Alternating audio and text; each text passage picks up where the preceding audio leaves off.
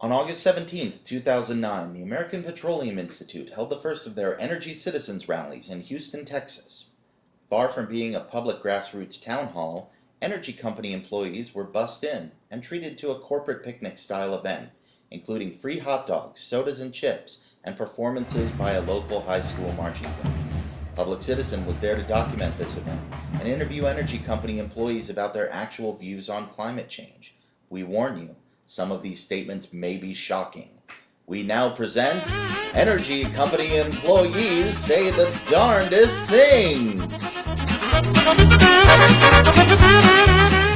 So what brings you out here today?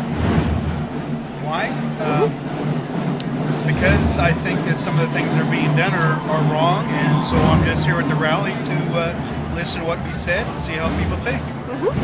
So are you against this energy bill, or are you just here to learn more about it? I want more about it. I think part of the bill is to regulate carbon dioxide emissions in some kind of attempt to decrease projections And for so you talk global about warming. green. Yeah. I don't believe in green. You don't believe in green? You're not worried about global warming? No. Probably not too worried about the bill then. No. Okay. I don't think the heat rising and everything else is being caused by the increasing CO2 or anything else. Yeah, this is a letter that we signed directed to the Texas members of the House of Congress that voted for the cap and trade legislation. And you know, signed it for a lot of different reasons. First of all, it's not going to work when China and India aren't on board. And secondly, they're not considering the nuclear option, which is the real solution to carbon. Yeah! Great. So what makes an energy citizen? Huh? What makes an energy citizen? I'm sorry, I said, what makes an energy citizen? having a good employer. What brings you out here today? What? I said, what brings you out here today? The rally for the energy and my job and taxes and VAT and $10 gas. $10? In England when I want.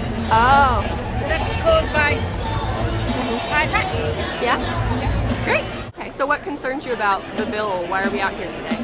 Because it just takes one part of it. It doesn't look at all the different areas of alternative consumption, alternative energy, national consumption, everything that you're trying to do. It just looks at one part of the bill. Okay. What can we be doing in those other areas? Working together. I'm here to show my support for the energy industry who's concerned about some of the proposals being made by our current government. The government needs to support the energy industry as being strategic to the state, just like other countries such as China, which aggressively supports their energy industry. And why our current government chooses not to do that, I don't understand it. That we should be regulating these kinds of emissions and carbon dioxide like they're saying?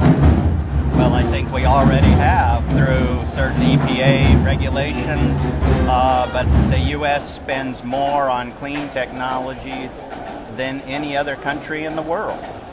So do you know any of the stuff that they've been talking about out here? Conserving energy, that's all I know. What do you think about addressing global warming?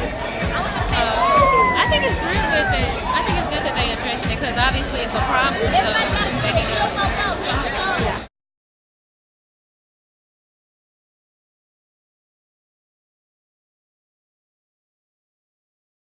This event is here to oppose the cap and trade legislation that came through the House and is currently being debated in the U.S. Senate. Okay. And what are the concerns about the bill that you have? Well, the bill is over 1,000 pages in its current form, the one that came out of the House, and is filled with provisions for special interests and lobbyists. And I don't oppose climate legislation. That's fine. Great. What are the special interests in? Let's say, for example, take the coal industry, for example. Coal is the dirtiest burning fossil fuel that there is. Natural gas is the cleanest. Yet we still burn coal in antiquated power plants that were built in the 40s and 50s. And people refuse to change from that because it's going to cost the coal industry jobs or whatever. So senators from coal states lobby Congress, or the coal industry spends millions of dollars on lobbying Congress to get more provisions put in that bill for coal, for the clean coal technology, even though there's already better things out there. I think there's too many people that have spent too much money on getting small provisions put in the bill for their interests, that it doesn't matter what they pass, it's not going to do any good, because the coal industry is lobbied for so many loopholes or provisions in it. They're going to skirt around it somehow, you know? I mean, really?